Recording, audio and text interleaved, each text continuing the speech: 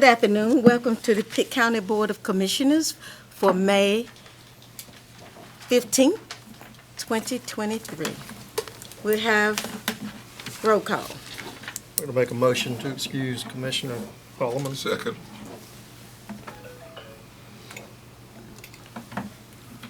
We ain't called a roll yet.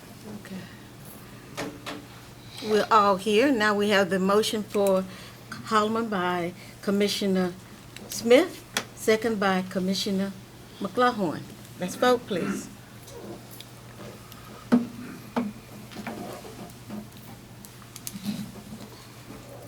Pass.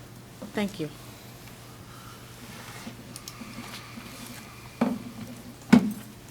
Let us please stand for invocation. We have invocation by Commissioner Ann Floyd Huggins. Okay, may we bow? Dear Lord, we thank you for this new day. We thank you for allowing us to see this new day. And today we ask for your blessings, and we ask, dear God, that you would give us wisdom to do what we need to do, the right thing for the citizens of Pitt County. These and all blessings we ask in your name. Say amen.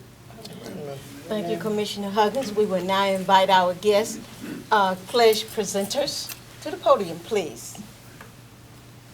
Please introduce yourself and tell where you're, what school you're representing. My name is Cadet Colonel Barbosa. I am the battalion commander of the South Central High School Army JROTC. I am joined by Cadet Command Sergeant Major Osborne and Cadet Sergeant Strong. Thank you. Now please join us in the reciting of the Pledge of Allegiance. Thank you. I pledge allegiance to the flag of the United States of America and to the republic for which it stands, one nation, under God, indivisible, with liberty and justice for all. Cadets, would you like to have, you may be seated. Would you like to have something else to say, like what your grade and that sort of thing? I'm a senior in high school. I've been doing this all 4 years of high school and volunteered during my 8th grade year. I am also a senior in high school. I've been doing this since my sophomore year. I am a LET 5 and I love it. I am a sophomore. I've been doing this since my freshman year. I'm currently a LET 3. I will not be taking it next semester, but I am proud of being a sergeant. Thank you. You may be seated. Thank you. Thank you. Madam Chair, I'd like to move that we approve the agenda with the exception we remove closed session from our docket. I second that. We have a motion by Commissioner Nunley that removed the closed session from our agenda. It's been seconded by Commissioner Ward. Let's vote, please. Motion approved. We will now have our manager assist us with public address to the board. Yes, you have several signed up to speak this evening. The first speaker is Harry Teal, and while he's coming forward, if the attorney would read the statement. Pitt County welcomes all comments on matters of public concern. Each person will be allowed up to 3 minutes to speak. A total of 30 minutes is set aside for public addresses to the board. Please state your name and address prior to speaking. Thank you. My name is Harry Teal, native of Pitt County all my life, and my address is 2686 Old River Road. I'm a concerned citizen about shooting in the neighborhood and the ponds out in my neighborhood. Incident happened last week, called the sheriff out, and out in my neighborhood they shoot continuously. And I was up here about 3 years ago addressing Pitt County to try to get somewhere for these young kids for shooting and gun practicing. We have 90 acres of land up there near Oil Pine. Pitt community adopted to train their law enforcement. I got report that they're not using it. In the 80s, the wildlife, Pitt County funded the wildlife down there for Peelborough Bridge out there on 222. You got to be a member. These young kids out here is getting guns from somewhere. They gonna shoot something or somebody. So if we train them least we could get them to hit the target. Got a report that it's 3 times as many guns as it is cars in the United States. I get some sad report. I got a daughter that work at the hospital. Got a son that work in the prison. Got another daughter that does therapy. She come back with tears in her eyes, going to see a parent, telling a parent that her son got shot. And it's hurtful. I got a grandson and a granddaughter. Now, Pitt County needs to do something. I'm saying if we could go out there and use that gun range out there, we got 90 acres that taxpayer paid for. Why can't we utilize it to the public? Supervise, get somebody retired or military or some officer to go out there and coach and treat you. Now, a lot of these weapons here, I'm a military man. Some of them I can't reject it myself. It is a puzzle to get these guns in here. They get them out in the street, 15, 16 years old, and I got a nephew, 26 years old, in prison in Raleigh today for murder. And I never carried him the rabbit hunting. If he'd have stayed with me, maybe I could have trained him. So we need to do something for our youth, because children today is going to be leaders tomorrow. If you have any children, you need to help raise mine, because you don't know who they're going to bring home for son-in-law and daughter-in-law. I said my piece. Let's try to do something, people. Thank you. We would take it in consideration. Madam. Brad Evans. Evening, Commissioners. My name is Brad Evans. I live at 181 Holly Hills Road, just inside the Greenville city limits near the Portertown traffic circle. I'm here to speak about an error in the drafting of the Pitt County open burning ordinance.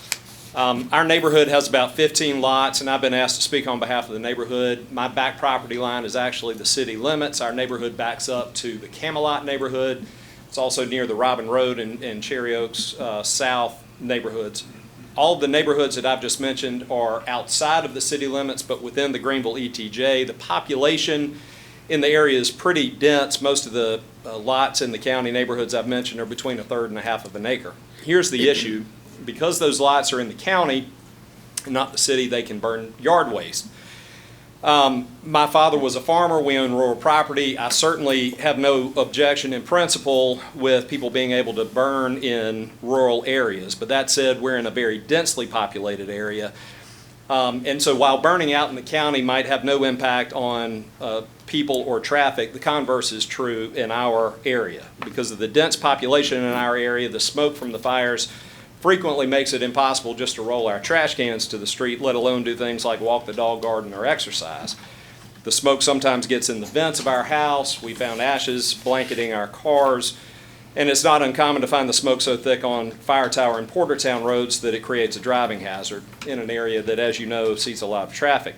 We have senior adults in our neighborhood. We have 2 children in our neighborhood with cystic fibrosis, which is a very significant respiratory condition, but no one is immune from the smoke.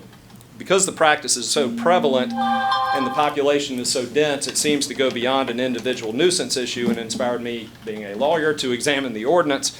Section 17 of the Pitt County Open Burn Ordinance allows open burning when a series of conditions are met, one of which is that the location of the fire is not less than 50 feet from a structure and, this is the important part, not greater than 100 feet from an occupied private residence.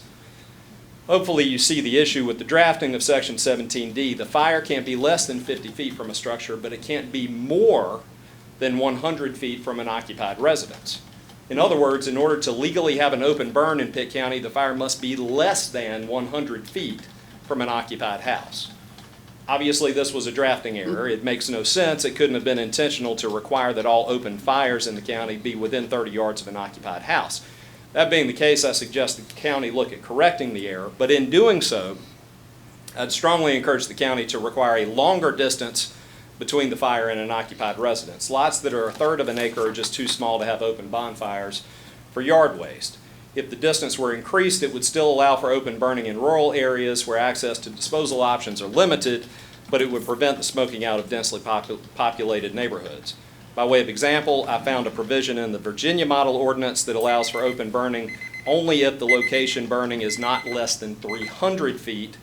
The model Michigan ordinance further provides that burning must be conducted at least 1,400 feet from an incorporated city or village limit.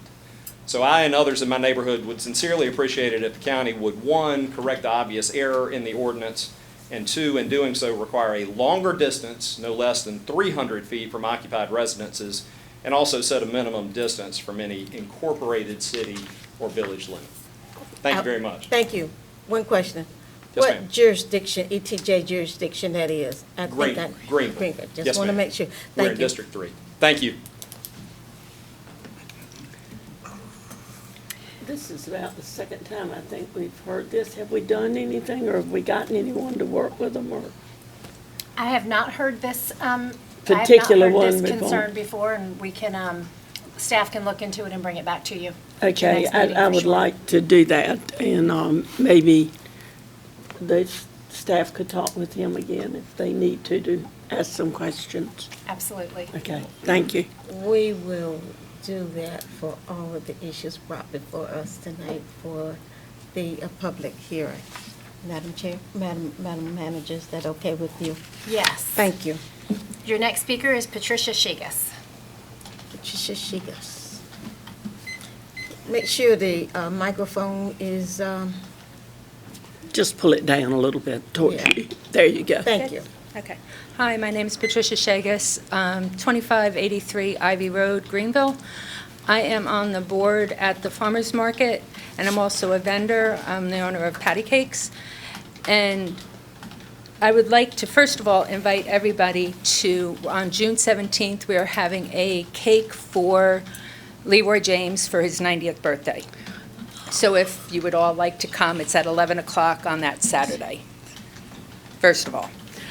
Second, I would like you to take a moment before you vote on the new rewritten bylaws at the farmers market. I have a lot of issues with them because the board is using the bylaws to hurt the farmers market. Right now, they have where they want it to be the counties that surround Pitt County are the only counties to be allowed to be at the farmers market.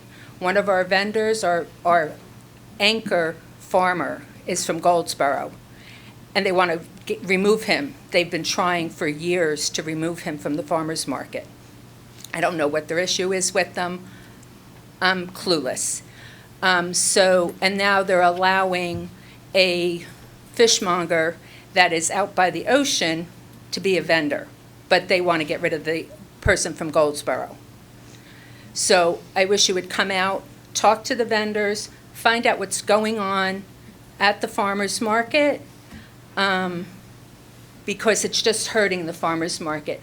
We're there to make it good for the people, the vendors, and this is just making it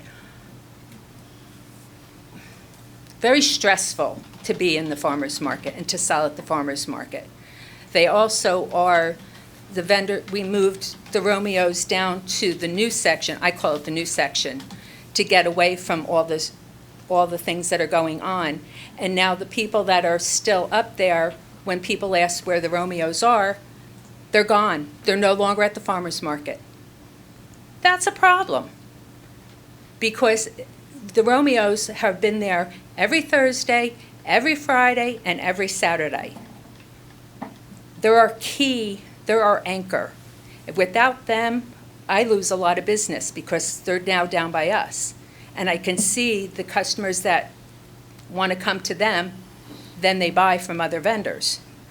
And telling their customers that they're no longer there, we're losing customers.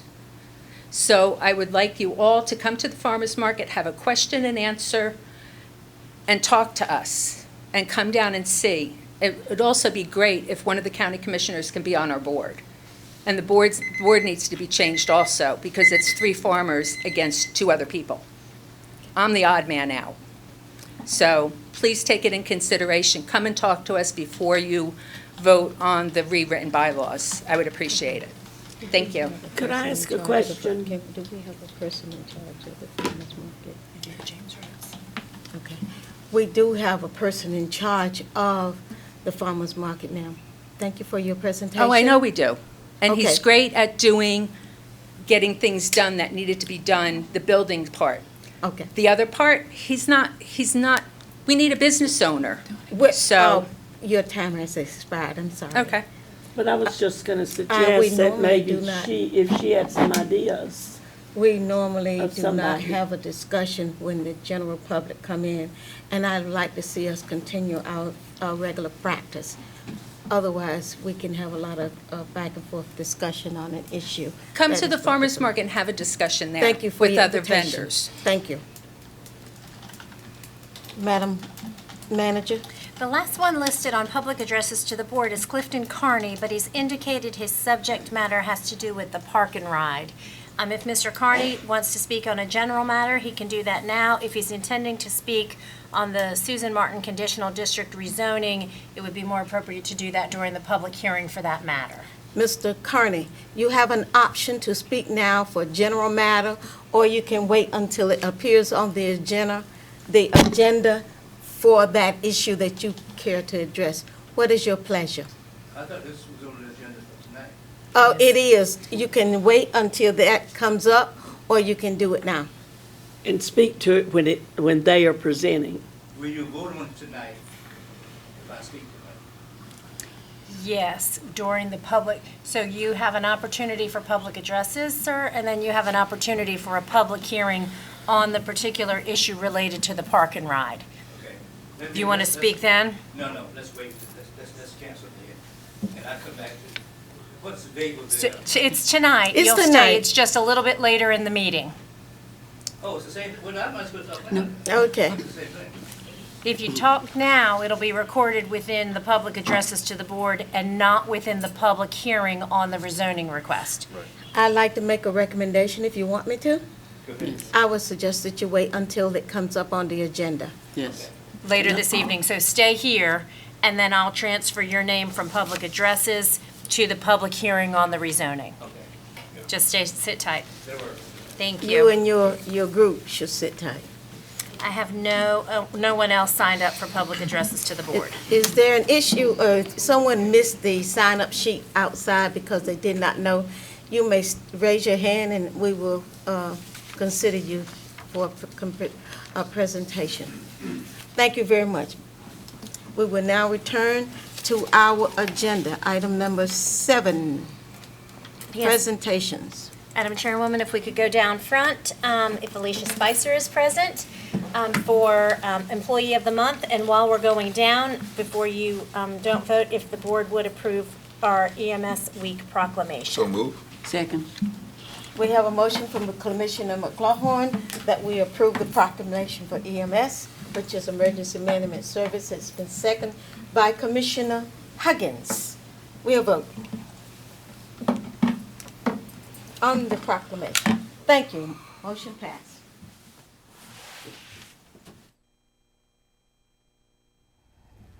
Come on up. Good to see you. You can stand right on the black dot. Then you'll be front and center on television. It is my pleasure this evening, Madam Chairwoman, Board, and those present to recognize our May Employee of the Month, Alicia Spicer, with the Department of Social Services. So with sincere congratulations, her nominator recommended Alicia for this award because she stated that she has a true heart for serving our community and the citizens of Pitt County.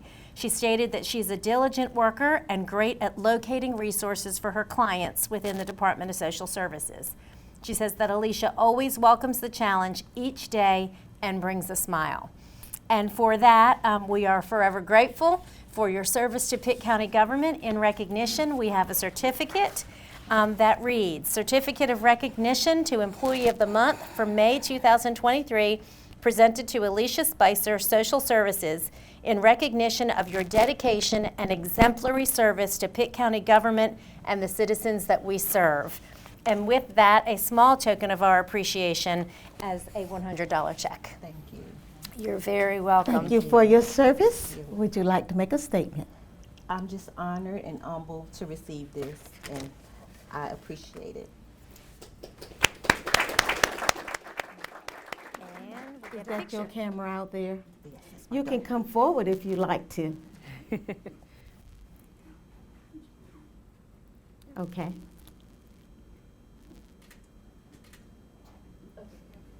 Thank you so very much. Yes.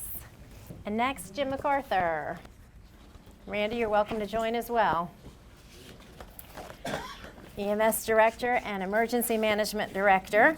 You both stand in the middle, straddle the black dot. I am pleased the evening to present you with a proclamation entitled Emergency Medical Services Week, EMS, where emergency care begins, May 21st to 27th, 2023. This proclamation reads, whereas emergency medical services is a vital public service to the citizens of Pitt County, and whereas the members of emergency medical services teams are ready to provide life-saving care to those in need 24 hours a day, 7 days a week.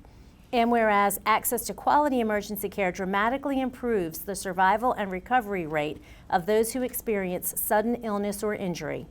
And whereas the emergency medical services system consists of first responders, emergency medical technicians, paramedics, firefighters, educators, administrators, emergency nurses, emergency physicians, and others. And whereas the members of emergency medical services teams, whether career or volunteer, engage in thousands of hours of specialized training and continuing education to enhance their life-saving skills. And whereas the 2023 EMS Week theme, EMS, where emergency care begins, recognizes the value and accomplishments of emergency medical services providers by designating Emergency Medical Services Week. Therefore, the Pitt County Board of Commissioners do hereby proclaim the week of May 21st to 27th, 2023 as Emergency Medical Services Week throughout this county, and we urge all people of Pitt County to recognize and support the many activities and efforts of emergency medical service providers. Adopted this the 15th day of May 2023, signed by Chairwoman Mary Perkins Williams, attested by Kimberly Hines, clerk to the board, and she will present that to you. Thank you both gentlemen for your service. We certainly appreciate it. Is he here to talk?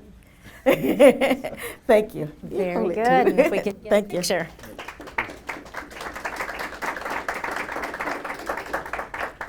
Got it? Any comments? Yeah, just want to thank you as the chairwoman and the commissioners for your support of EMS. You guys have been big supporters of the efforts of the county and the EMS program, and we appreciate what you do for us and looking after us. So thank you, Ms. Manager. Yes, I thank you think so you much. see a ditto. Thank you. Thank you.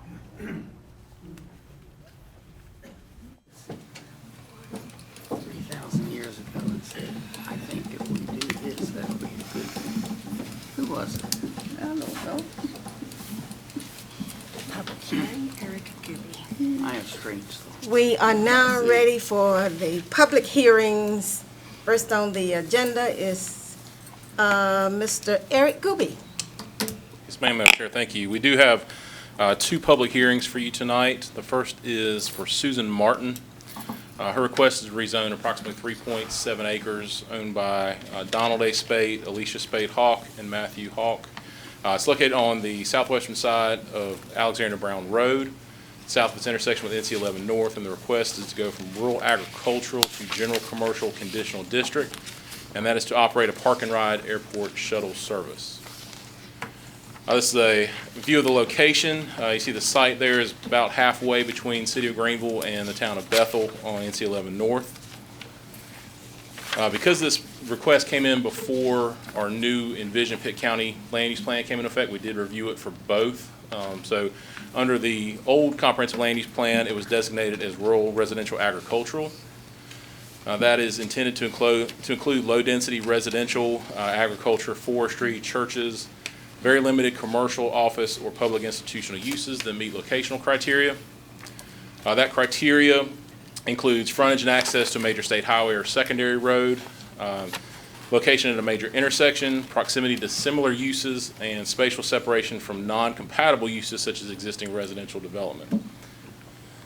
Under the Envision Pitt County 2045 plan, again, this is the new plan that was just adopted, the property is designated as agricultural. This designation includes prime farmlands, and activities include agriculture, forestry, and limited low-density residential and commercial or institutional uses. Again, the uses for this would include things like agriculture, agribusiness, forestry, limited commercial, single-family properties, and occasional low-density, small-scale residential subdivisions. The existing land use in the area, you see there are some existing residences along Alexander Brown Road, and across 11, you see there's also some gray, which is 2 existing salvage yards. One was in existence prior to zoning coming into effect, and another one was approved back probably 15 years ago or so. Under the zoning, you see the area is predominantly rural agricultural, and again, across the street with the existing salvage yard, there's one of those is zoned general industrial as well. A general commercial district is intended to accommodate a range of retail, service, office, limited wholesale, and moderate density multifamily uses in areas that have utilities that can support that type of development. And a conditional zoning district allows for the approval of a specific use with reasonable conditions to ensure its compatibility with neighboring properties. And again, the proposed use is a park and ride airport shuttle. Under the zoning ordinance, that would fall under automobile, parking, commercial, and also bus terminal. This is the view of the site plan itself. You see the dashed line in red is the property line. The yellow highlighted area is the area that's actually proposed for the rezoning. The remainder will stay as RA. They do have one proposed structure that's kind of in the middle that's pushed towards the NC-11 side of the property. And then they have parking and the driveway that are proposed. The immediate parking around the building is for phase 1. And then if and when the business continues to expand, the parking that's shown in red is their phase 2 parking where they can expand into that area. Being on NC-11, it's also within the highway corridor overlay, and so it's subject to certain buffering, so that's shown on this plan as well. They also were proposing some additional screening. And then a portion of the area that's going to be, the remainder is reserved as agricultural area for North Pitt High School. Staff does find it's consistent with the land use plans, both the 2030 plan and the 2045 Envision Pitt County plan. With their designations, that does include a mixture of residential, agricultural, and industrial. And also the site does have frontage along a major state highway, which is NC-11 North. Staff also finds that the request is reasonable in the public interest because of its proximity to existing non-residential land uses. As I mentioned, those salvage yards, plus there are some general commercial zone properties within close proximity. There's the Country Mart and the G Palace Internet Sweepstakes. Also, again, the use is going to be oriented along the side that fronts NC-11 to provide separation from those residences along Alexander Brown Road. The planning board, they did review this request at its April meeting, but they did have a split vote. They had 2 motions. They had one to approve and then one to deny. They ended up 5-5 on both of them, so they were not able to come to a consensus on a recommendation. So they weren't able to forward that to the board tonight. Staff does recommend 2 motions. The first is to adopt the consistency statement, which is in your packet, and also motion 2 to approve the request with the following additional conditions. They'll need to prepare a site plan and submit it to our office for review and approval. They'll also need to prepare a landscaping plan to go along with that to show the proposed screening in those buffer yards. Soil erosion and sedimentation control plan will need to be submitted for any development that results in disturbance over 1 acre. The site will also need to comply with the stormwater ordinance for any improvements that are more than a ½ acre in size. They also need to obtain any required permits from inspections to occupy the building and environmental health for their wastewater disposal. And they also need to obtain a driveway permit from NCDOT and comply with any access requirements to the property. So, Madam Chair, I know we have some folks here that are here to speak tonight, so we'd like to open up the public hearing. I declare the public hearing open for discussion. Yes, first on your list, I've moved over Clifton Carney. Thank you. Mr. Carney. Yes, and if the attorney would read the statement, go ahead. Yes, Madam County Manager. With this public hearing now open, Pitt County welcomes all comments on Susan Martin's conditional district rezoning request. Please state your name, address, and the name of any organization that you may be representing. Each speaker will be allowed up to 3 minutes to speak. My name is Clifton Carney. My residence is 229 Alexander Brown Road. And I'm going to speak against allowing... Mr. Carney, let's have the people with you to stand because I think you said that they decided not to speak, so we need to know. They gone Say again? to stand with you? Y'all stand up.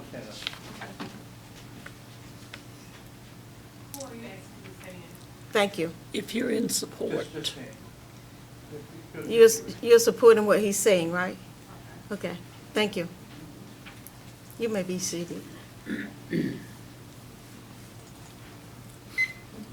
Continue. Start the time. I have a cover letter here that I'm going to read a part of it to get you to understand where I'm going with this. Connection Transportation Service goal is to establish a state-of-the-art airport transportation service.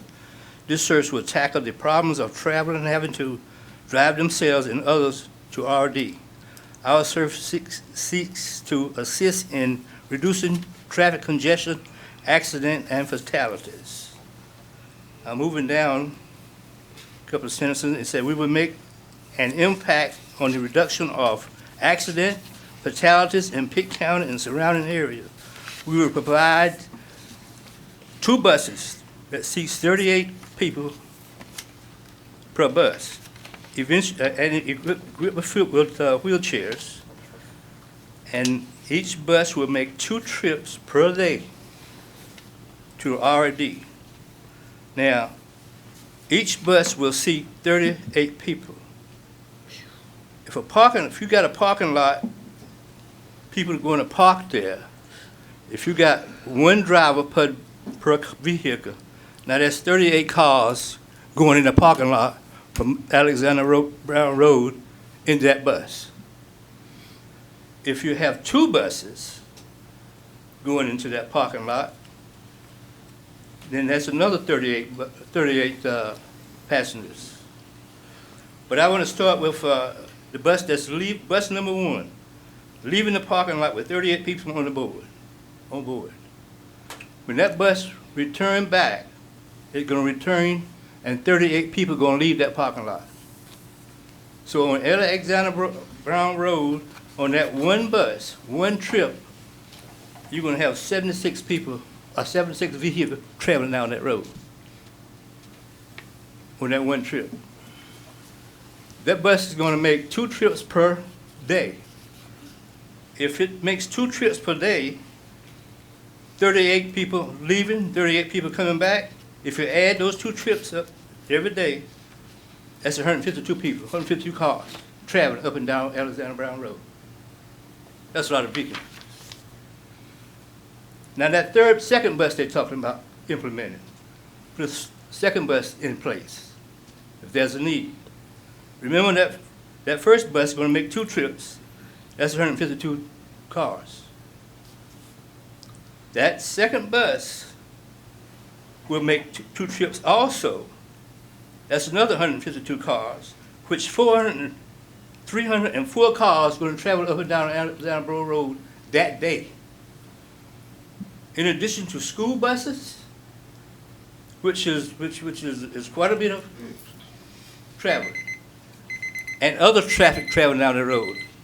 We have 2 nurseries, kids daycare down that road.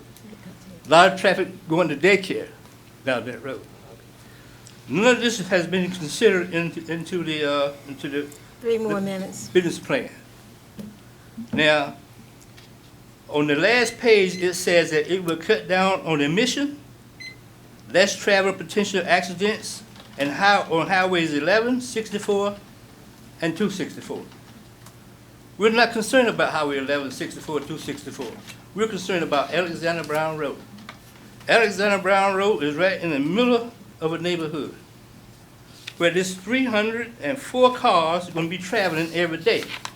Now, in addition to that 340 cars, they said if there's a need, they would put a 3rd vehicle in place to handle the overflow. Now, we don't know what the overflow is going to be, but the overflow count will be added to that 350 vehicles traveling up and down the Alexander Road that day for this 1 project. Now, when you talk about emission, cutting out emission on Highway 64 and 264, what about Alexander Brown Road? That's where the traffic is. That's where the accidents are going to be happening. when North Pitt cut out of school in the evenings, a lot of those kids drive. They go right through Alexander Brown Road, speeding. So you're asking for a problem here. Once you put your problem in place, it's difficult to go back and fix it. So what we're asking for now, and I'm speaking for people on Alexander Brown Road, that you do not approve this rezoning. Because down the road, you're talking a whole lot of problems here. You have people who live down there that's sick. We have kids catching buses.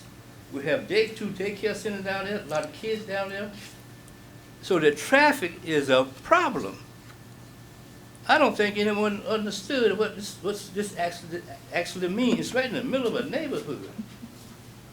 We want to preserve our neighborhood. We want to keep people in that comfort zone who are living there now. When the first bus from what I have on the business plan will leave 4 o'clock in the morning. 4 o'clock in the morning comes with noise. Of course, every time one leaves comes with noise. And with a lot of headlights shining into my bedroom, because I'm right across the street from it. So, what I'm telling you right now could be kind of sound like the worst scenario, but this also could be the norm. And we can't handle the norm. When you're talking about this much traffic in this little neighborhood, upsetting people in the neighborhood, and cause a whole lot of more problems as far as having accidents, health problems, and who can name what anymore? Do I have any more? Do I have enough? Is my time up? Your second. 1 second. 3-minute period has just ended. Also, when you talk, need to end in your conversation as ASAP. Okay. Now. Another piece that I also want to address is stealing. Now, a lot of the car dealership now are complaining about people coming in the Cadillac converter. They're stealing that in town, in parking lots of car dealership. Can you imagine what's going to happen out in the country where we are? And also, is that going to be also a lover's lane too for the young couples? I'm not putting anybody down, but I'm just trying to think ahead of what possibly is coming for us that we'll have to deal with when it gets here. It's a lot better to solve the problem now than wait till the problem is created and try to solve it then. Thank you. I think.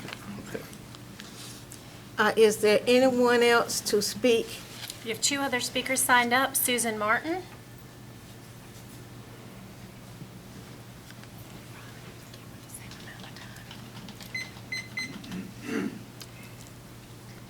Good evening, everybody. My name is Susan Martin, and my address is 2180 Preston Trails Drive, Winterville, North Carolina. I do understand what Mr. Kearney is saying. However, there are some other factors that were not, maybe he was not privy to. I went to the neighborhood, and I did speak to the people in the neighborhood prior to this, so that I got a feel for the neighborhood. And as far as addressing, well, let me start with how this started, because I only have a couple of minutes. How many minutes? I just want to be sure. You received 3 the first time, and since I gave him 3, I'm going to be fair to you. So you just make it quick that it's within those 2 periods. Absolutely. So how this came about was I worked for Wells Fargo, and when they closed down, we had a meeting, and they had said that they were closing the building, and they wanted us to pick what we were going to do. And so the people were upset because some of us have been there. I was there for over 10 years, and some people were there for quite a number past that. And the people were very upset about it. And I was very calm, and I couldn't figure out why I was very calm. But then somebody asked me, what are you going to do when they close the building? What are you going to do? And so I sat there, and I said exactly what came to me. I'm going to build an airport shuttle to help people get to RDU, because a lot of people can't get to Raleigh and RDU area. So the goal is not to necessarily interrupt anybody's neighborhood or anything like that. That's not the purpose. And the purpose is not also to make a whole lot of money, because trust me, I'm not trying to charge a lot. And the reason why I have an area zoned for the school for North Pitt, is to help North Pitt. Because the goal is to have them have an agricultural area there where they can teach children, because right now they're in a limited area. So I figure if I allow them an acre at no charge to help teach the kids better about how to make land work for you. So that's the goal. And so again, yes, it's a business. So yeah, we're there to make money. However, we're not there to interrupt anybody or anything like that. The other thing that you need to understand is that when the Lord gave me this idea, He said, start here. But the goal is there's other areas that need to get to the RDU as well. So trust me, we're not looking to build a parking lot of so many hundreds of cars. We're not. As a matter of fact, we're limited by the zoning committee to the number of spots that we can have. So even if somebody wants to park their car there, they won't be able to. So yes, they will have traffic, but hopefully it'll be limited, and I tried to do it in a way that it would not be back-to-back-to-back traffic and all of that. So the other thing that I wanted everybody to know is, like I said, we're going to do what we can here, and then we're going to try to do it somewhere else, in another area where people want to get to the airport, want to get to Raleigh, but they can't. It's too far, they can't drive that far, whatever the case may be. So like I said, the goal is not to disrupt anybody's neighborhood, and we are limiting the buses that we have. Your second period had begun. Okay, thank you. And so we're not, like I said, we're not going to, our goal is not to have everybody come to Alexander Brown Road. Our goal is to have some here, some there, in different areas where we can duplicate what we're doing here. So it's not going to be how many hundreds of people coming on one day. We're going to duplicate this in other areas. Just like McDonald's duplicated McDonald's, everybody doesn't go to the same McDonald's. So we're going to do it in different places so that it won't be all one spot like that. Okay, thank you for your time. I appreciate your patience. Thank you. Next up, we have Stephen Spruill.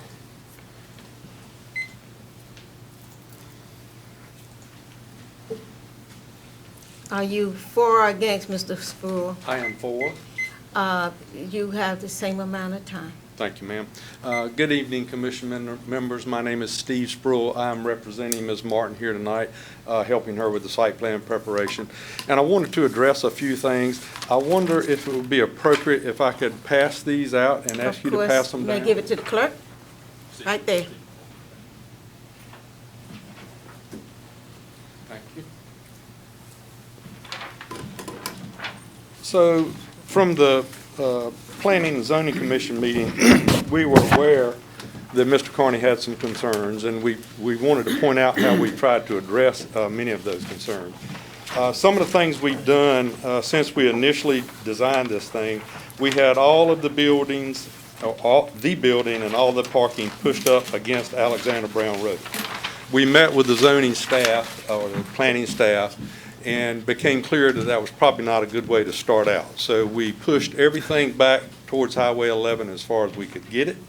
We also made a phase line on the parking area.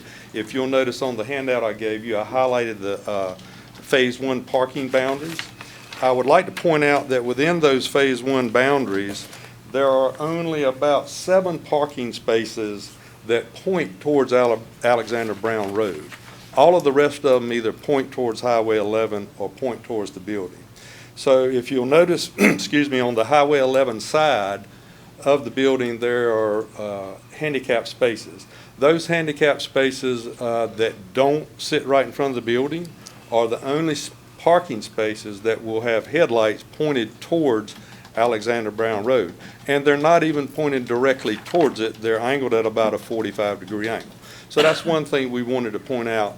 Also want to point out that the entranceway to the site from Alexander Brown Road was designed so that when a vehicle is coming out of it, no headlight is pointing at any structure.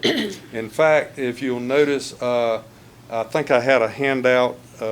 Here, do you have that one available?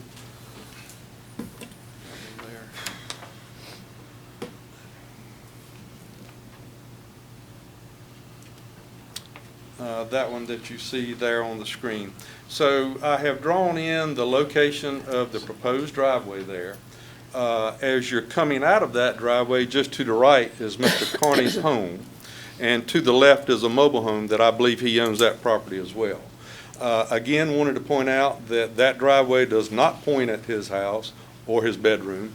In fact, I believe that 90% of the vehicles coming out of the proposed park and ride area will turn left on Alexander Brown Road, and their headlights will not sweep across the front of his house. So we've done several things to try to accommodate the concerns that Mr. Carney had. And the other thing I'd like to point out is the vegetation. The requirements are that the entire property be screened with vegetation all the way around. And we've done that. We're showing that. We will show the actual vegetation on the site plan, but we have set aside the planting areas and the buffer areas. And I'll call your attention to either side of the driveway on that handout I gave you. We've actually also introduced some additional screening that will be behind the required vegetation that the planning regulations require us to show on the site plan. So we put a lot of effort into trying to make this a site that would not be offensive to the neighbors who live nearby. We're aware that it's a residential neighborhood out on Alexander Brown Road, and we do want to be good neighbors. And we've done a lot to try to make that happen, and just wanted to call your attention to that. Also, there was a concern brought up at the planning and zoning meeting about lighting. The intent is that any lighting that we will have will comply certainly with the county regulations. And we also are aware that there are types of lights that we can install that will point downward or away from residential areas. And we intend to utilize that as much as possible so that we don't have light pollution on the residences over on Alexander Brown Road. There was some concern one time mentioned at the planning and zoning meeting about car doors opening, closing, slamming. Mr. Carney's home is about 470 feet from the closest Phase 1 parking space.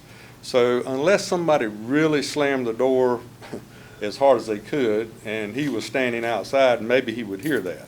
I think if you were in your home with your heating or air conditioning running, I don't think you're going to hear any car door slamming. 470 feet is a right good ways away. So again, I think we've done a pretty good job of trying to make this a layout that would be respectful of the residential use of the nearby neighborhood. If anybody has any questions, I'll do my best to try to answer them. Is there anyone opposing this view who has not spoken and have a different point of view, so I can have a second person from there? Yes, sir, you may speak, coming in to do the same. Read, Mr. Attorney, our attorney.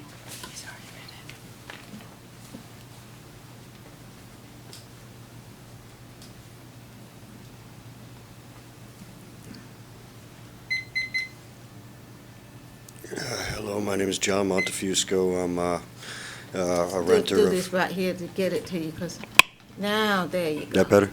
I want my earplug to hear. Oh, there. I'm a renter of Mr. Carney's, one of Mr. Carney's mobile homes. That entire road is lined. There's not more than 50-foot break between homes. It doesn't matter what direction that those cars turn and when they head out. Those lights are going in somebody's bedroom at 4 o'clock in the morning, all morning long. And at that third driveway at the end of that picture, that in the direction that he said it's turning, my autistic 9-year-old son waits at the end of that driveway every morning at 6:30. Is that safe for him? And my handicapped wife. So I'm really concerned about this guy's morals. There's more than just a dollar sign here. There's people who live there. We're not the only kids. Three doors down in the other direction, on the other side of Mr. Carney's house. There's a bunch of kids over there constantly, all the time, playing out there. If those cars decide to go in that direction, are they safe? I mean, I've been living there for 4 years now. I mean, it's been a nice, quiet place, a great place for my kids to be able to go outside, and I feel comfortable about it. Now I'm not so much anymore. If this thing goes through, I don't know. This isn't cool. I mean, I just want a safe place for my kids to be. And that's all I got. Thank you. Thank you. Anybody else signed up, Madam Manager? There's no one else signed up to speak. I've given equal commissioners, I've given equal time to each side of the presentations. I now declare the public hearing closed. And what discussion do we have from the board? I'll start on my right, Mr. Colson. My left. I'm on your left. Pardon? I'm on your left. Okay, then I'll go to my right. Ms. Ward. No comment. Mr. Lundy. Question for planning, since we do not have a recommendation from the planning board. Yes, sir. And it involves just a general question, situation where we have before us a request to rezone, which is probably the lowest impact type of parcel, rural agricultural to general commercial, which would be the highest impact of improvement on a land. And imagine that's going to happen more and more, but I wonder if you could expand a little bit about what planning's process is about coming up with a recommendation, whether or not it conforms with the future land use plan or not, in the absence of something from the planning board. Right. So what we look at is, first of all, location and what the land use plan calls for. Land use plan, so with the previous plan and with the current plan, they're both sort of a residential agricultural designation, but it does allow for some limited commercial land uses. It doesn't specify what types of uses those are. It just says limited commercial.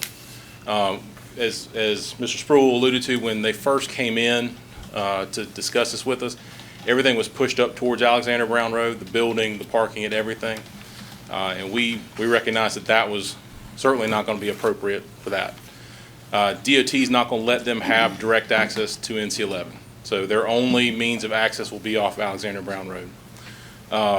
So we said that if your access is going to be on that side, at least push the building back towards 11 so it's more oriented towards 11 so that it kind of appears more that it's in line with the other non-residential type uses that are on the highway. So we tried to get it away from those residences as much as possible. So that was the main thing we were considering. All right, thank you. Yes, sir. Thank you. Commissioner Smith. I just have a question in regards to, I realize this is going to RDU, not Charlotte, but what kind of impact does it have on our airport? Are we encouraging people to go to Raleigh-Durham versus fly to Greenville? That I couldn't answer. That's not something that we look at in terms of zoning. So that's a good question, though, sir. Something to think about. Are you complete your discussion, Mr.? I am. Thank you. Commissioner McLaughlin. Thank you, Madam Chair. Eric, you said that the planning board was 5-5 split, I think. Yes, sir. Well, what was some of the reasons that they were concerned about, those that denied it? I think the same things what you've heard tonight in terms of the concerns. The ones who were in favor of it, I don't think they really gave any specific reasons other than just agreeing with our staff recommendation. But I think the ones that were not in favor of it had the concerns about the lighting shining on the adjacent residences and the traffic and the potential for noise early in the morning. Okay.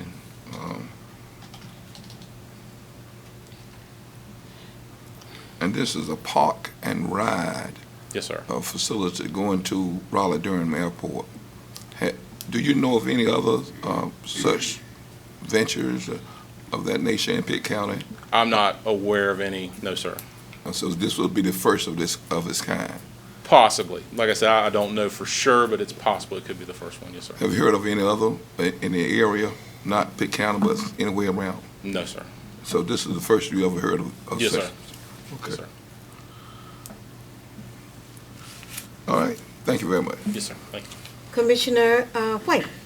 I appreciate Commissioner Smith's comment about it detracting business from our own airport here. Wasn't our airport struggling not too long ago? Me? Yes. Okay. All right. Okay. Thank you. All right. Commissioner Huggins. Thank you. The ones that spoke for and spoke against it. I do raise the question too of lights. I can see it really being bright, because if I'm gonna park my car and leave it there, I want it to be well lighted, and so I can see, and so if one of the deputies ride by, they can see whether somebody is still in the converters or whatever. So, and for the homeowners over there, I mean, I can visualize all these bright lights, along with the traffic. So I can understand the concern of the neighborhood. Yes, ma'am. And if I may, our ordinance does require what they call full cutoff lights. That's where it requires the light to shine down, so it's not supposed to have any glare on it. So one of the requirements with the site plan is they would also have to provide a lighting plan that shows those types of lights that they're going to be using and kind of what it'll look like and what kind of light dispersion they'll have. So. But it's still lights. It is still lights, yes, ma'am. Yeah. But like I said, it's not supposed to shine upwards or on anybody else's property. So yes, ma'am. When you're used to a dark area, and that's correct. Yes, ma'am. You're all, right. Are you complete, Ms. Yes. Commissioner Huggins? Commissioner Coulson? I don't have any comments. Thank you. Thank you all for your comments. I have concerns for the first time. Autism is a serious matter for a family. Disability is one that gives concern. These are my personal comments as relate to that. And that's, I think, is deserving of my vote. Because when noise occurs, autism is an issue for the family. And that not only can disrupt the household, it can also weigh into the people on both sides of them. So I just want the presenters to know that I do want development in the area, but I want it to be quality of life for people already there. So I have completed my comments, and I see Commissioner McLaughlin. Madam Chairman, I make a motion that we deny this. The pleasure of the board, motion is saying that Commissioner McLaughlin suggested that we deny. Is there a second? Second. Second by Commissioner Smith. We are ready to vote. Let's cast our vote, please. If you're in favor of the motion, vote yes. If you're against the motion, vote no. Am I right? Thank you. The motion passed. Your request for the park and ride is denied. And Madam Chair, we would need one more motion to deem it that it's, if it is consistent with the land use plan, but not reasonable. I think that's what I'm hearing from the board. That's exactly right. So what's the motion? Shall we hear, Mr. Attorney? So I think the board should put the reasonings in for it, but I believe what I'm hearing is that the land use plan, or I'm sorry, the texting amendment, map amendment, is consistent with the comprehensive land use plan, but is not reasonable and not in the best interest due to certain reasons described by the board. Well, I certainly would like to put my comments in there about autism and disability and quality of life for the existing residents. All right, any other board member would like to put their comments in? If y'all say with that, I'd like to have a motion, please. So moved. Commissioner Huggins moved that we consider the opposition vote of this board as it relates to the comments made by the chair. Second? Is there a second? I don't understand what you're doing. We are making a motion based on the recommendation of our attorney. So an example, Commissioner McLaughlin, would be that I make a motion that the map amendment is consistent with the land use plan, but is not reasonable and not in the public best interest, and there's reasons due to the size and physical condition of the property, to the benefits and detriment to the landowner and neighbors, to the relationship between the current actual permissible development and what will occur, that it's not in the best interest, the public interest. Those are some of the reasons you can do. So as long as we would, or the board would say, or make a motion that it is consistent with the comprehensive land use plan, but is unreasonable and not in the public interest due to some of those factors. Okay, you got it. Are you offering a second? Yeah, I'll second it. All right, let's vote, please. Please, board member, vote your concern. You vote yes according to Commissioner Huggins, and no otherwise. The motion passed. We are upholding the motion not to accept the offer. We're ready for the next item, Madam Manager. Environmental Resource Management, Conditional District Rezoning, Eric Kuby. Wait a minute. I see all these puzzled looks sitting in the... What just happened is that you won. Good night. I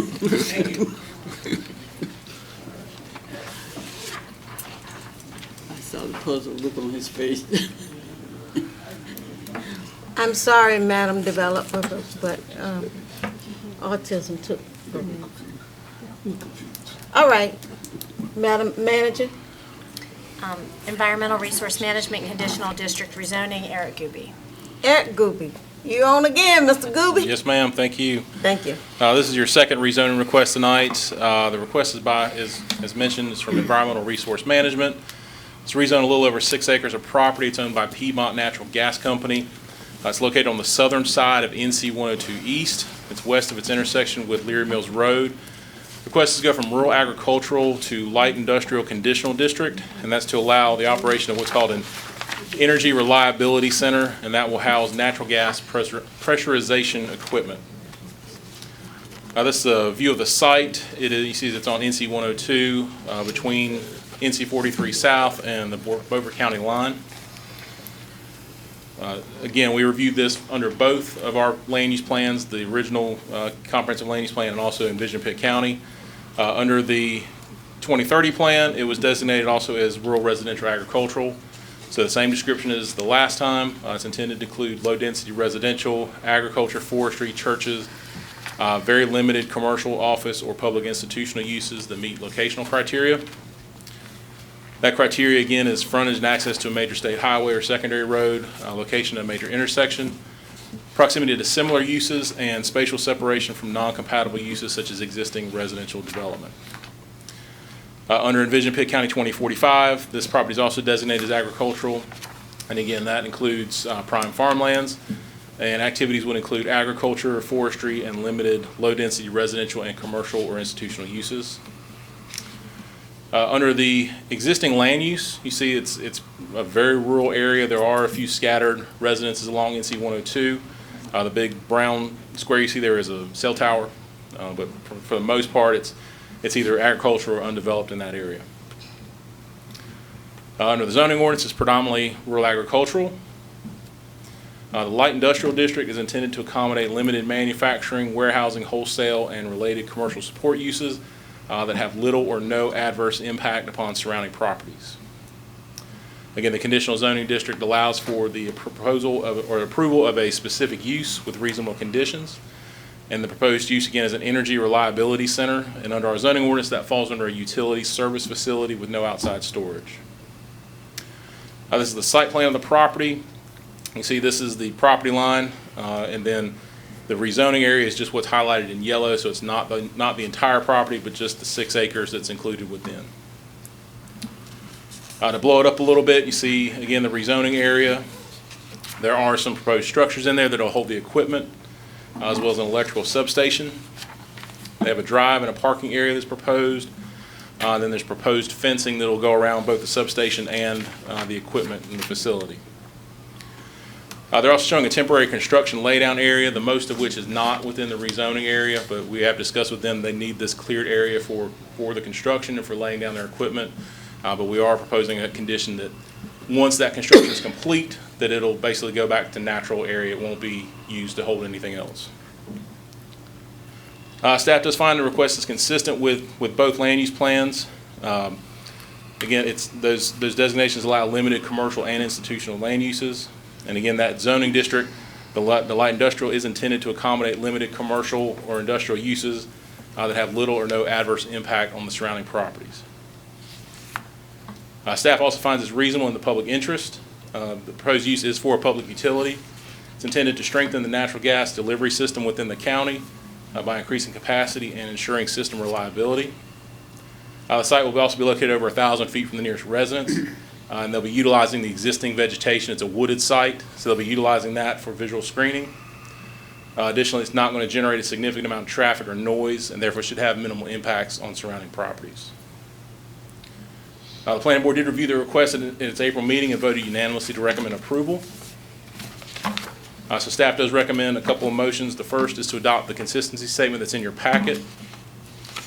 The second is to approve the request with the following additional conditions. First is that the proposed laydown area shown on the sketch plan shall be cleared of all equipment and materials once construction is complete. They'll also need to provide a noise study that indicates the projected noise generated by the facility to ensure it won't interfere with surrounding residences and will comply with the requirements of the noise ordinance. They'll also need to provide a post-construction noise survey to confirm that they're in continued compliance with the noise ordinance. They'll also need to provide a site plan as well as a landscaping plan, and to the maximum extent possible, they should utilize the existing vegetation in order to visually screen the property from adjoining properties and rights-of-way. All required parking spaces, drives, and loading areas should be paved and maintained with concrete, asphalt, or a similar material. Soil erosion and sedimentation control plan will need to be submitted to NCDEQ for development of the property that results in disturbance over 1 acre. Because it involves a public utility, we would not, as staff, review that plan, so it would have to go to the state for their review. Must also comply with the stormwater ordinance. It must comply with any emergency management requirements for fire protection, and they'll need to obtain all required permits from inspections and environmental health, as well as obtain a driveway permit from NCDOT. I know the applicants are here tonight and would like to speak, so we do have a couple of them. So at this time, we'd like to open up the public hearing. I declare the public hearing open. Anyone would like to speak? You have no one signed up to speak. Thank you, ma'am. Anyone out there? Okay, you might have missed it. Come on up. Mr. Attorney? Yes, ma'am, briefly. Thank you. With this public hearing now open, Pitt County welcomes all comments on Environmental Resource Management's conditional district rezoning request. Please state your name, address, and the name of any organization that you may be representing. Each speaker will be allowed up to 3 minutes to speak. 3 minutes. Perfect. Thank you. Thank you to the commissioners. Thank you to the planning staff. My name's Megan Canavan, and I'm a consultant with Environmental Resources Management. My address for the record is 300 West Summit Avenue in Charlotte, North Carolina. I'm representing our client, Piedmont Natural Gas, this evening. As Mr. Gooby mentioned, we are seeking conditional rezoning from rural agricultural to light industrial for approximately 6 acres of land. Piedmont Natural Gas owns approximately 114 acres there, but the project area itself is only around 6 acres, as noted on the plans before you this evening. I also have with me Justin Burdett, our project engineer, as well as Eric Habecker, who is with Piedmont Natural Gas as well. We, as you can see on the project in the site plan, we're avoiding any wetlands. We're allowing much of the 114 acres to remain in its natural state. The setback is very far from the road, really minimizing any visual views of the project, and would be happy to answer any questions. Thank you again for having us here this evening. Is there anyone else who wish to speak that's in the audience? Okay. Sometimes looking across the bright lights is hard. If it is, please stand up and you're welcome to come up. If not, I didn't see anybody. I declare the public hearing closed on this issue. Members of the board, comments? No comment. And Commissioner White. I just want to double check with Mr. Gooby. You said that the traffic and the noise and the lights and all that stuff is, the disruption to the community down there on 102 is going to be minimal, correct? That's correct. Their plan, and Ms. Canavan may be able to speak a little bit more to it. As I understand, the plan is that they're going to retain as much of the existing vegetation as possible. It's a forested lot, it's a wooded lot. So they're going to be just clearing the area inside of it. So hopefully the trees should be enough to block whatever lighting or noise would be coming from the site. But again, they're also going to be required to provide these noise studies to ensure that they're remaining in compliance with the noise ordinance from the county. Okay, thank you. Yes, ma'am. Commissioner McLaughlin. No comment. Commissioner Smith. No comment. Commissioner Nunley. No comment. Commissioner Ward. No comment. Thank you so very much, Mr. Gooby. We will now vote. Am I correct? Need a motion? We need a motion to know what to vote on. Motion to approve. Motion to approve by Commissioner McLaughlin. Second. Second by Commissioner Colson. Let's vote, please.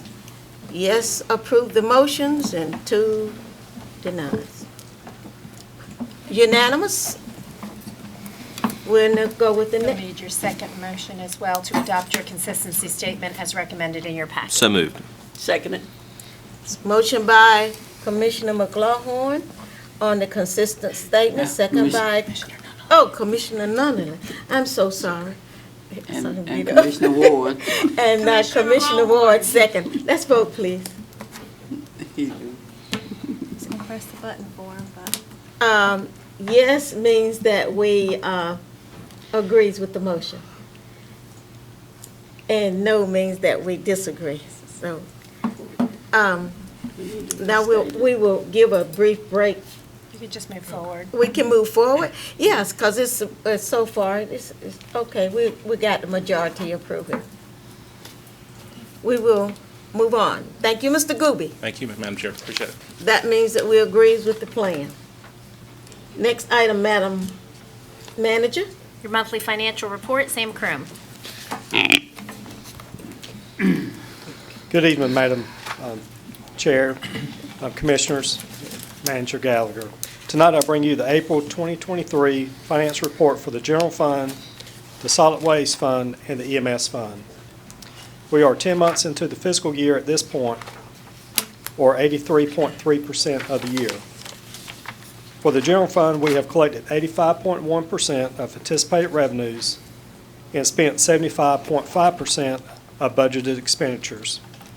For solid waste, we have collected 97.0% and spent 78.4%.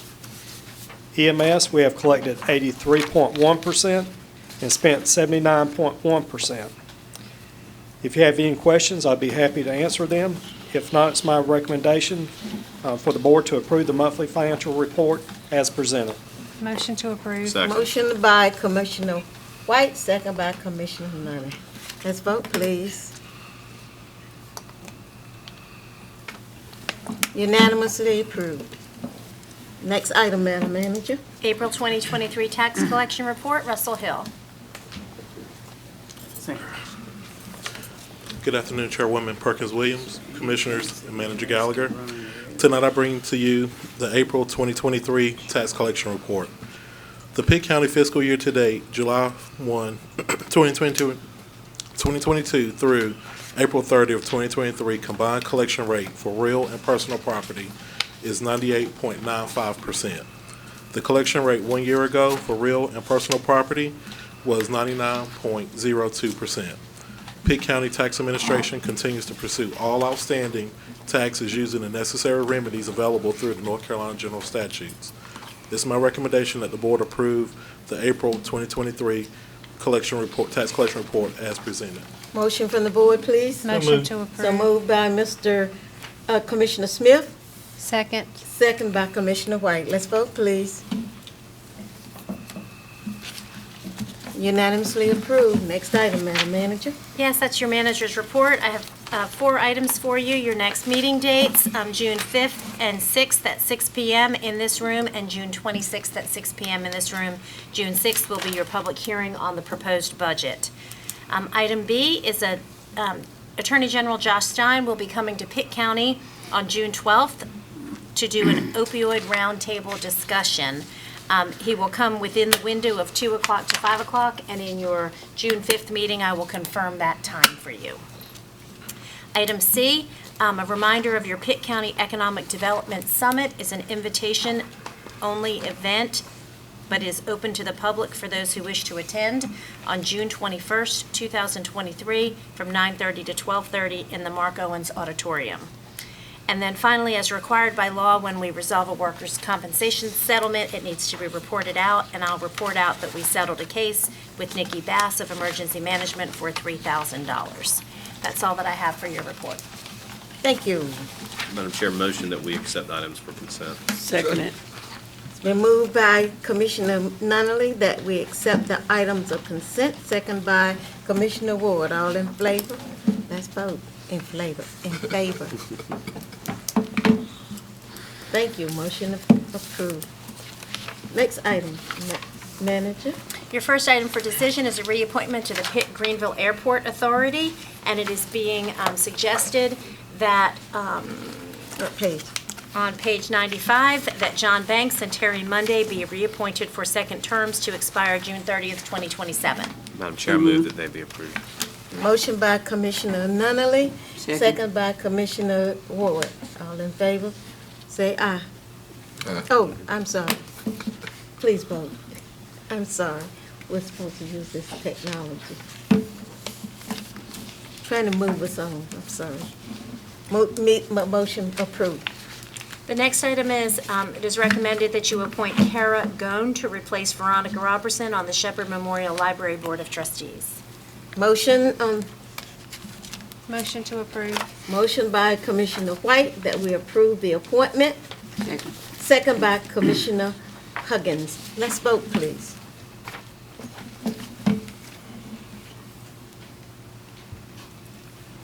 Passed unanimous.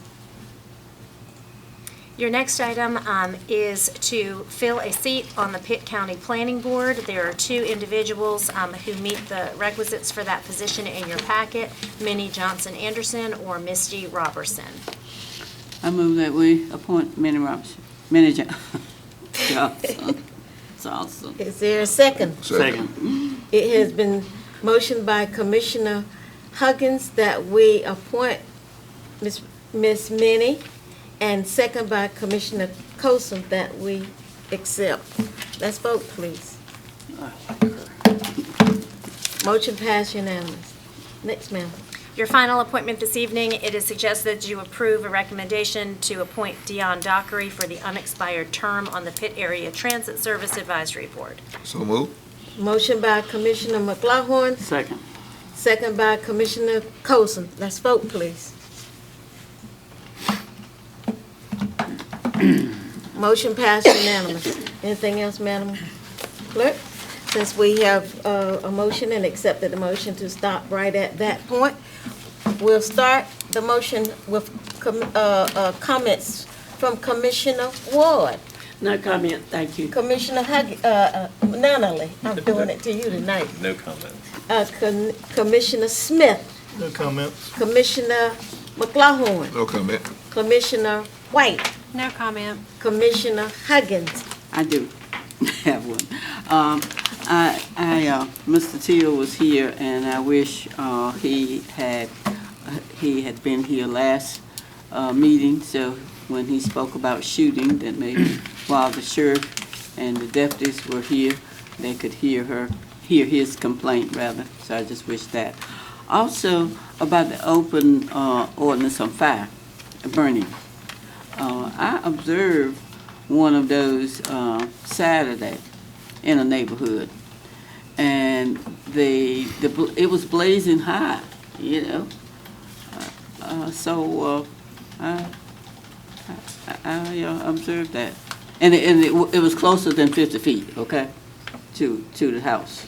Was it in a jurisdiction? No, Okay. it was in Pitt County? off of Stantonburg in the Midgetfield subdivision. All right, thank you. You finished? Mm-hmm. Don't want to cut anybody off. Commissioner Coulson, Well, as far as the shootings, if you remember that we tried to pass an ordinance a couple of years ago, and there was a tremendous amount of outpouring of resistance from the community where they felt like it was an infringement on the Second Amendment rights, which I'm very much pro Second Amendment. I own a few guns. I'm an avid shooter. I did not think it was an infringement, but we lost an opportunity, I think, with that ordinance. So I don't see how we can help him on with what he wanted. I apologize for being out. I could not help it. I was not able to walk. If I had been here, you would have heard me make this statement during the budget period. One of the things that I've always disliked about our way about when we do a budget, when it comes to June 6th and we're going to vote for or against it, it's an up or down vote. It's an omnibus bill. It just goes right through everything. Why is it that we can't vote on the sheriff's department, vote on the schools, vote on the various different sections and elements of it, rather than have an up or down vote? Now, you and I actually had a little bit of a discussion on that, Chris, and you didn't really think it was a good idea to do different than what we do, but I really do not like this. So I will be hard pressed to vote for a budget June 6th because of what we do all the time. I mean, I may not like what the sheriff wants. I may not like what the school district is saying. I may want to withhold money from the school system because I do not believe in the practice where they let their libraries have books that they're literally pornographic. Kids that are the school resource officers, or not school resource officers, the librarians, whatever they call them now, they're actually pushing some of these books on the kids to read. And if they came up here and read from the books, I would be willing to bet that this board would request that we stop hearing the verbiage out of those books. So why would I want to vote for a school system that promotes that or allows that or rejects it whole-handedly? And I know they're an independent board. I understand they're independently elected, but they come to us with their hand out, and we give them something like $65 million, of that ballpark number, and money's $45 million cash. They can do with it however they want. Another 20+ million in building funds and so on. So we put a lot of money into schools. Why is it that I am being asked to vote for something when there might be various things within it that I don't want? And yeah, you can say, well, you could have brought that up at the meeting and so on, and had I been here, I could have brought it up and it could have been on deaf ears. But when it comes down to me voting or not voting, why would I want to? Why would we as a board want to continue to pass things wholesale? You either pass it or you don't. Why can't we break it out? I talked to Janice about this. She said we could do this. I doubt that the board really would accept doing this. But don't be surprised if I vote against the budget, specifically because after all these years of me being on the board and feeling this way and having brought this up at least 2 other times in past years,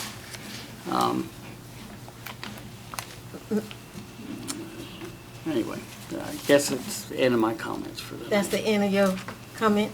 Thank you. I'd like to ask our county manager, who sees to the daily operation of this county, if she has any comment relating to our comments from Commissioner Coastal. Yes, and if you'd like, I can start with the response to the comment from Commissioner Huggins that we'll bring back to your next meeting, a follow-up on the open fire. And then as to Tom Colson's comments, your budget as proposed and adopted must be a balanced budget. And so we present one budget that includes all aspects of those funding agencies that you are required to fund by law, including education and public safety and human services. The proposed budget is a combination of allocations whereby the revenues and the expenditures match to create a balanced budget. The budget workshops that follow the presentation are an opportunity, as you've indicated, to look at each one of those lines in greater detail to determine any modifications that you'd like to make and then result in a budget that balances. If you approve your budget in pieces, you may risk not balancing your budget. If, for example, you approve the budget for the planning department, but not the budget for the sheriff's office, but the budget for the education, there's only a limited pot of funds that have to be divided across all of those departments.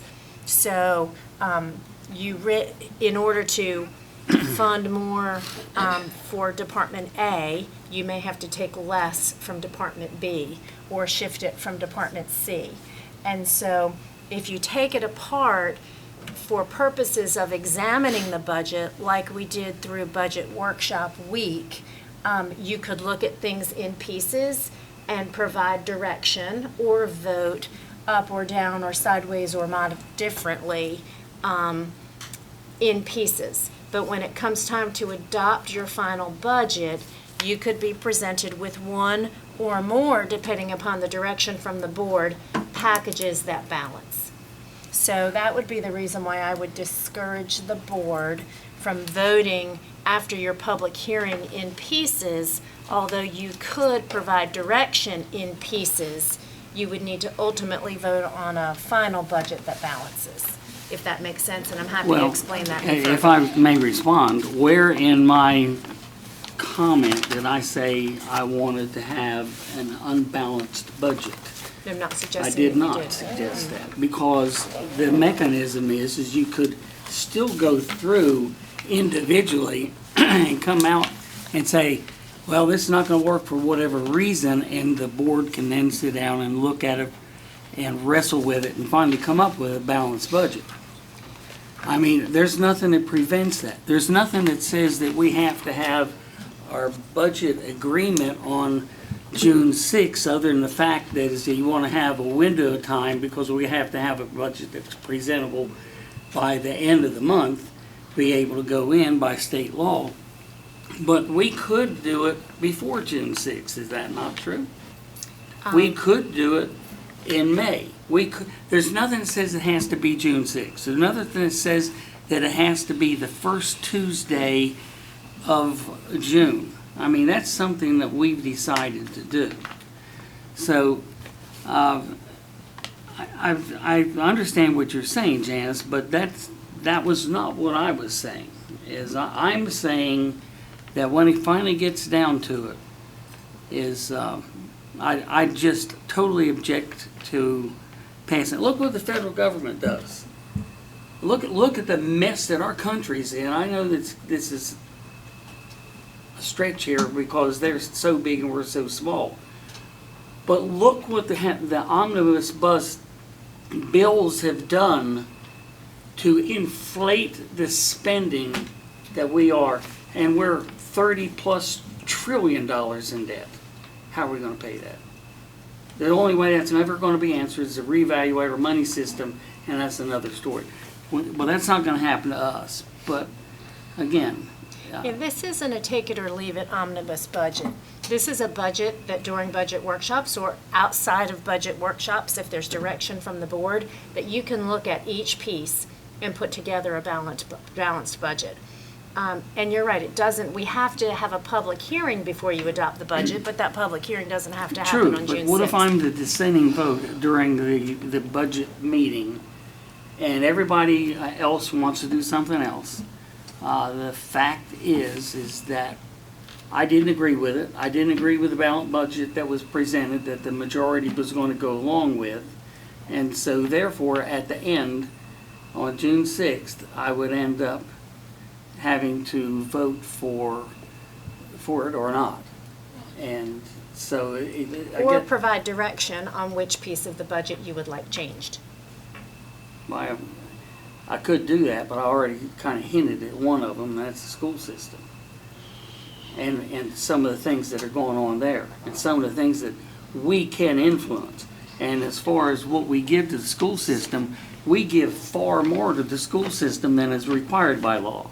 How many positions are there that we fund, teaching positions and other positions that actually should be funded by the legislature but are not, do we fund? So these are over and above, way beyond. So it's not like, well, we have to do minimal amounts. So I would say that argument with the school system is that would be something where it wouldn't fly with me, because we give way more than is required by law. Comment time will pass. Is this in Since- relation to just- the just- discussion? It is in relation, just Okay. since Mr. Commissioner Colson and I Commissioner have had this discussion, I just wanted to clarify where I stand with it and why I feel differently than Tom on this, Commissioner Colson on this, but understand his concern of being put in a position of having to potentially vote for a budget when you staunchly disagree with the provision of it. I do firmly believe in the context where we are forced by law to have a balanced budget, where we are not in the situation of a federal government where we're going to have cost overruns. We are obligated to be fiscally responsible, and I think we do a really good job of that. But we do have to make priorities as a group, and it has to be a team effort, and that means that we get together and have to make hard decisions about finding consensus on items about the majority. So I think that having the structure of the omnibus helps us as a board and helps direct us make those decisions in a uniform and more efficient manner, so that we don't make the mistake of potentially shortchanging and pushing out budget decisions and potentially not funding departments when they need to be. I think it puts us in a place where when we're working together, we're not able to really work on the holistic picture. And look, I've voted, I'll go on the record and say that there have been items and lines in budgets where, maybe another commissioner felt very strongly about it, and I didn't, and maybe even disagreed with it. But on balance, I felt like it was the best budget presented by the staff to move forward with it. And I think that's a better approach for our board to take.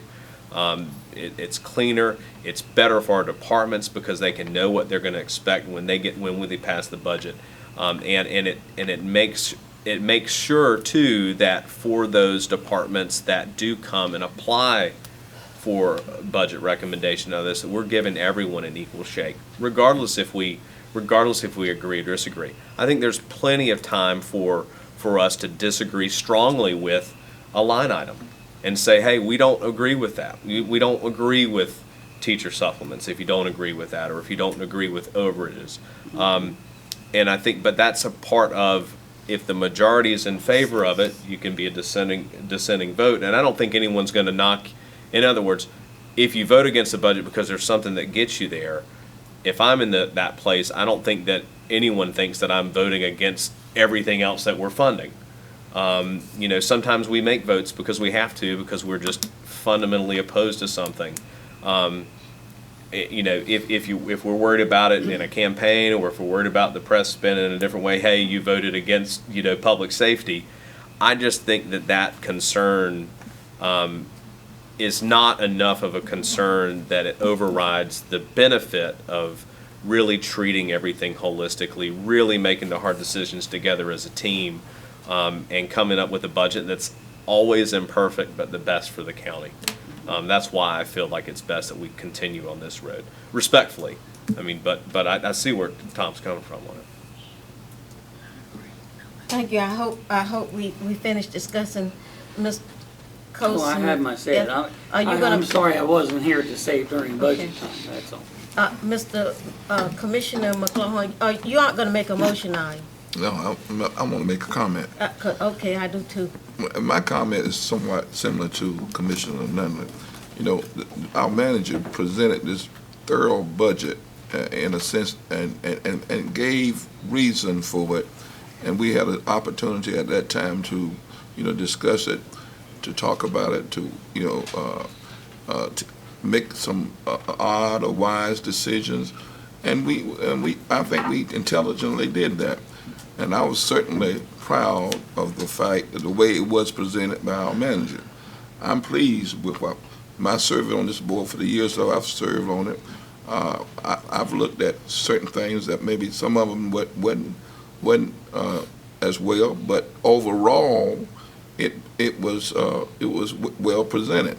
So my concern is looking at the totality of the board and how it was presented. So I was very pleased as to what we did, and I'm very appreciative of our manager outlining it the way she did and gave opportunities for that discussion. That's my comment. Anyone else? Now, my comment. I had the experience of an issue as it relates to what a resident, Mr. Teal, brought up.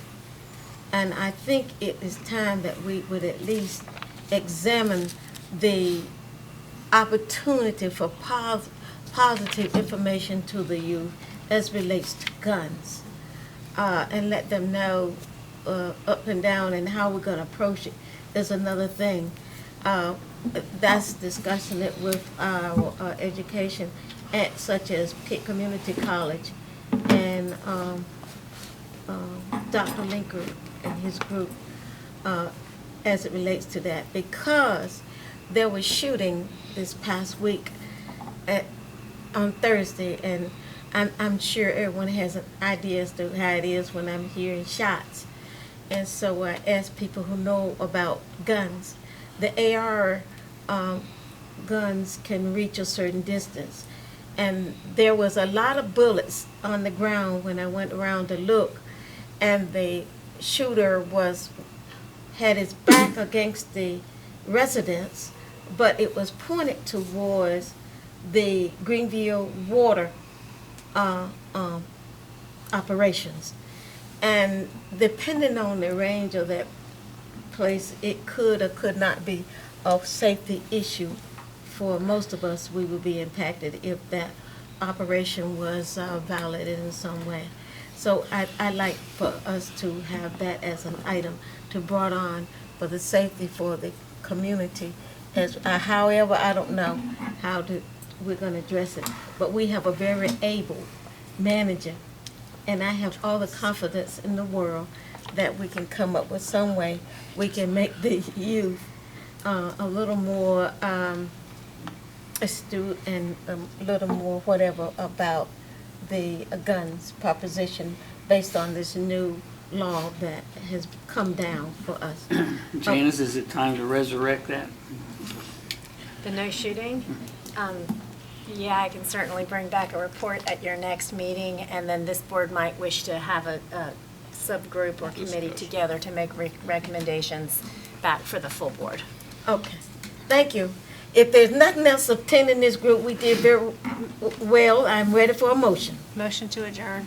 Motion by Commissioner White that we adjourn, second, but I think I heard McClellan? Yes, ma'am. That we do. We can vote and back up and leave. Thank you. Good night.